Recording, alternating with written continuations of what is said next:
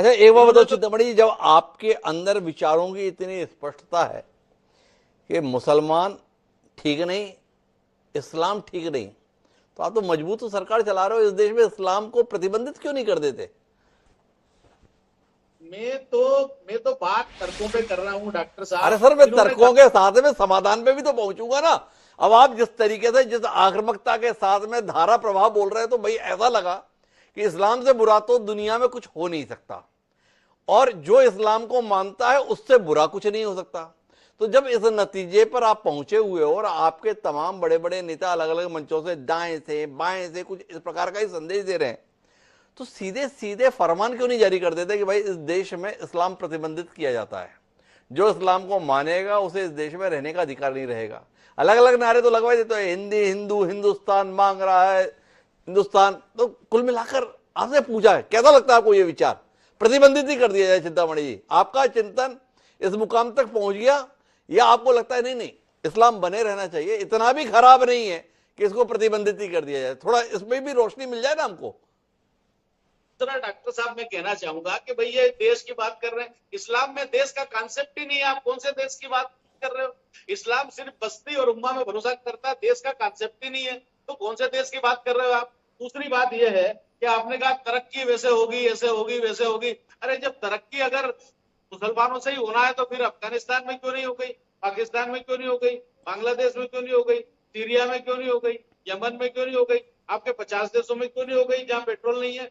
तो तरक्की इसलिए है क्योंकि हम लोग मेहनत करते हैं, तरक्की इसलिए नहीं है। तो आप ये मत बोलोगे आपके ऐसे ऐसे होने से तरक्की हो जाएगी। आप भ्रमित मत करो। बहुत और सरकार चिंतामणि जी, 70। जब आप इतने ही मेहनती लोग हो, इतने ही तरक्की पसंद हो, इतने ही सामर्थ्यवान हो, तो ये 1000 साल तक की गुलामी में क्यों रह लिए? आपके पास तो सारा विचार था, सारी दृष्टि थी, दुनिया का सबसे बड़ा ज्ञान आपके पास में था, और इतने बड़े ज्ञान के बाद हालत हमारी ये है कि पिछले 15 दिन से देश में इस बात को लेकर द्वंद्व मचा हुआ है कि भाई दीपावली किस दिन है, 31 अक्टूबर को मनाए कि 1 नवंबर को मनाए? इसी पर हम आपस में उलझे हुए हैं। आप कहां इसके खिलाफ उसके खिलाफ एकजुट हो जाओ, बटोगे तो कटोगे। हम अपने त्योहार में तो तय नहीं कर पाते, ये सप्तमी आज है कि कल है, पंचमी कल थी कि आज है, इसमें ही एक दूसरे से लड़ लेते हैं। दीपावली को लेकर पिछले 3 हफ्ते से माहौल गरमाया हुआ है। वो उज्जैन वाले बोल रहे हैं 31 को मनाएंगे, और जिस अयोध्या में रामचंद्र जी के आने के कारण पूरी दुनिया दिवाली मनाती है, उस अयोध्या ने कहा हम 1 नवंबर को मनाएंगे, और इसके बीच में आप सबको एक कर जाएंगे। थोड़ा चिंतामणि जी, इसके लिए भी आप जमीर अहमद खान साहब को दोषी मानते हैं, यश भारती जी को दोषी मानते हैं, और शैलेश नितिन त्रिवेदी जी को भी दोषी मानते हैं। ये लोग ही सब बदमाश लोग हैं जो दीपावली को लेकर द्वंद्व पैदा किए हुए हैं। ऐसा ही है कुछ? बात सही है डॉक्टर साहब के। जो हमारा आध्यात्मिक नेतृत्व है वो बहुत असफल रहा है। हमारा आध्यात्मिक नेतृत्व तो बहुत दिशा विहीन है और एक करने में असमर्थ रहा है, और उसका कोई दृष्टिकोण ही नहीं इस दिशा में। भाई अगर ऐसा है और दीपावली क्यों नहीं हो रही है, क्यों नहीं हो रही है, ये तो त्रिवेदी जी बताएंगे। इन्होंने बहुत समय तक भ्रमित रखा है समाज को।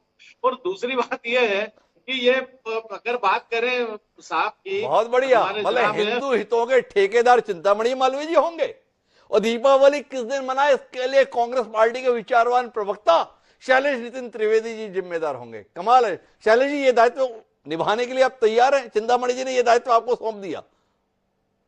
चिंतामणि की बात पे मैं घोर आपत्ति लेता हूं।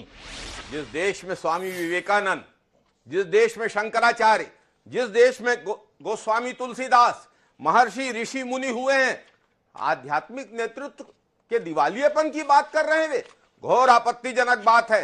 इससे ज्यादा धर्म विरोधी बात कुछ और नहीं हो सकती।